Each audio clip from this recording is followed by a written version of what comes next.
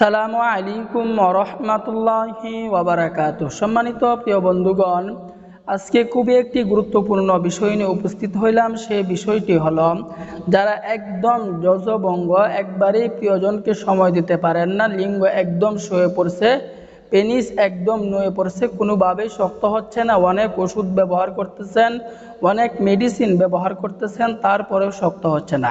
আজকে এমন একটি গুরুত্বপূর্ণ ভেষজের সাথে আপনাকে পরিচয় লাভ করিয়ে দিব, পরিচিত হব। এই ভেষজটি যদি আপনি খেতে পারেন, দেখবেন আপনার লিঙ্গ অনেক পরিমাণে শক্ত হবে, আপনি অন্যকেও খাওয়ার জন্য উৎসাহিত করবেন, আপনি দীর্ঘ সময় মিলন করতে পারবেন, আপনার বীর্য স্তম্ভ হবে।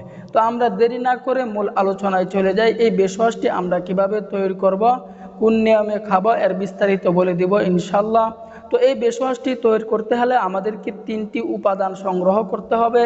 এক নাম্বার উপাদান আমাদেরকে সংগ্রহ করতে হবে পদ্ম ফুলের শিকড়। আমি আবারও বলতেছি, এক নাম্বার উপাদান আমাদেরকে সংগ্রহ করতে হবে পদ্ম ফুলের শিকড়। দ্বিতীয় নাম্বারে আমাদেরকে উপাদান সংগ্রহ করতে হবে বেলপাতার রস।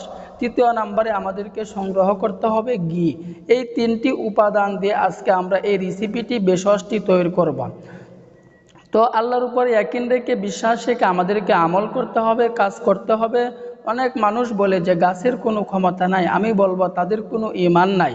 কারণ আল্লাহ পাক রব্বুল আলামিন এই গাছের মধ্যে অনেক পাওয়ার দিয়েছেন, অনেক ক্ষমতা দিয়েছেন, যে গাছগাছালি ছাড়া মানুষ কখনোই বেঁচে থাকতে পারে না।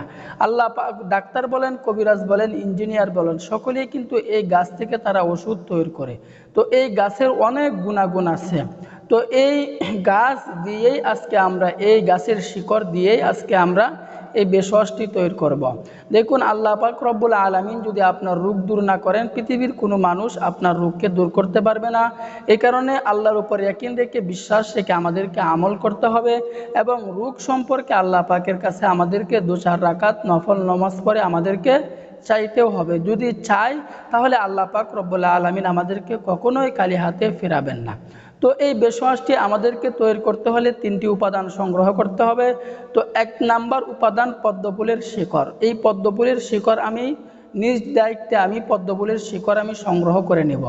পদ্মফুলের শিকড় যখন আমি সংগ্রহ করে ফেলব, সংগ্রহ করার পর এটাকে একদম গুঁড়া করে ছোট্ট একটা পাত্রের মধ্যে আমি রেখে দেব। তো ছোট্ট একটি পাত্রের মধ্যে রাখার পর ওই পাত্রের মধ্যে আমি বেলপাতার রস থেকে 1 চা চামচ পরিমাণ আমি বেলপাতার রস ওই পাত্রের মধ্যে দিয়ে দিব। তো দুইটি উপাদান আমরা দিলাম। তৃতীয় নাম্বার উপাদান আমাদেরকে দিতে হবে একদম খাঁটি ঘি। এই জায়গায় আমাদেরকে একটু সতর্ক থাকতে হবে, বাজারে অনেক ভেজাল ঘি পাওয়া যায়। এই ভেজাল ঘি থেকে আমাদেরকে সতর্ক থাকতে হবে। একদম খাঁটি ক্লিন ঘি আমাদেরকে সংগ্রহ করতে হবে। তো আমি যখন খাঁটি ঘি সংগ্রহ করে ফেলবো, ওই ঘি থেকে আমি 2 চা চামচ ঘি ওই পাত্রের মধ্যে দিয়ে দিব। তো 2 চা চামচ যখন আমি ঘি ওই পাত্রের মধ্যে দিয়ে দিব, দেওয়ার পরে এই ভেষজটি আমরা একদম ভালো করে মিশিয়ে নেব, মিক্সড করে নিব। মিক্সড করার পর এই ভেষজটি আমাদের তৈরি হয়ে গেল, রেসিপিটি আমাদের তৈরি হয়ে গেল। এখন আমরা কোন নিয়মে খাবো, খাবারের নিয়মটি আমি বিস্তারিত বলে দিচ্ছি ইনশাল্লাহ। দেখুন, রোগ সম্পর্কে আল্লাহ পাকের কাছে আমাদেরকে চাইতেও হবে। শেষ রাত্রিতে আল্লাহ পাক রব্বুল আলামিন আমাদেরকে ডাকতে থাকেন, অভাবের মধ্যে থাকলে আমার কাছে চাও, ঋণের মধ্যে থাকলে আমার কাছে চাও, আমি আল্লাহ পাক রব্বুল আলামিন তোমার ঋণ দূর করব, তোমার অভাব দূর করব। এই জন্য আল্লাহ পাকের কাছে আমাদেরকে রোগ সম্পর্কে চাইতেও হবে। আল্লাহ পাকের রহমত অতি দ্রুত আসে, অতি নিকটে আসে। এই কারণে আল্লাহর উপর যদি ইয়াকিন রেখে, বিশ্বাস রেখে যদি চাই, তাহলে অবশ্যই আল্লাহ পাক রব্বুল আলামিন আমার অভাব দূর করবেন, আমার অনটন দূর করবেন, আমার অসুস্থতা আল্লাহ পাক রব্বুল আলামিন দূর করবেন। আল্লাহ পাক রব্বুল আলামিন যদি রোগ দূর না করেন, পৃথিবীর কোনো মানুষ আপনার রোগকে কখনোই দূর করতে পারবে না।